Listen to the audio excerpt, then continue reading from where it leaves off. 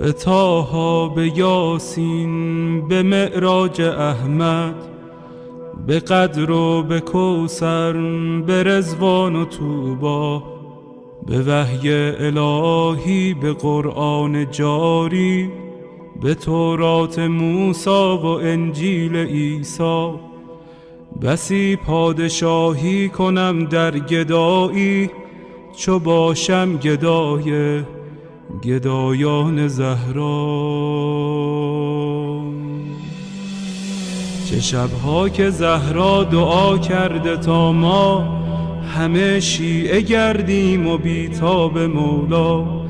غلامی این خانواده دلیل و مراد خدا بوده از خلقت ما. مسیرت مشخص، امیرت مشخص، مکن دل دل ای دل، بزن دل به دریا. که دنیا به خسران عقبی نیرزد، به دوری ز اولاد زهرا نیرزد. و این زندگانی فانی، جوانی، خوشیهای امروز و اینجا، به افسوس بسیار فردا نیرزد.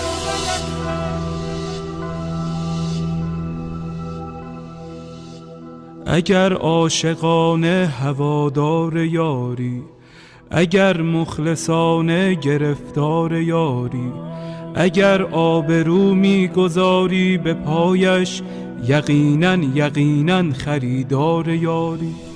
بگو چند جمعه گذشتی ز خوابت، چه اندازه در ندبه ها زاری یاری. به شانه کشیدی غم سینه اش را، و یا چون بقیه تو سربار یاری. اگر یک نفر را به او وصل کردی، برای سپاهش تو سردار یاری. به گریه شبی را سحر کردی یا نه، چه مقدار بیتاب و بیمار یاری. دل آشفته بودن دلیل کمی نیست، اگر بیقراری بدان یار یاری. و پایان این بیقراری بهشت است، بهشتی که سرخوش ز دیدار یاری. نسیم کرامت وزیدن گرفته، و باران رحمت چکیدن گرفته. مبادا بدوزی نگاه دلت را به مردم که بازار یوسف فروشی در این دوره بد شدیدن گرفته.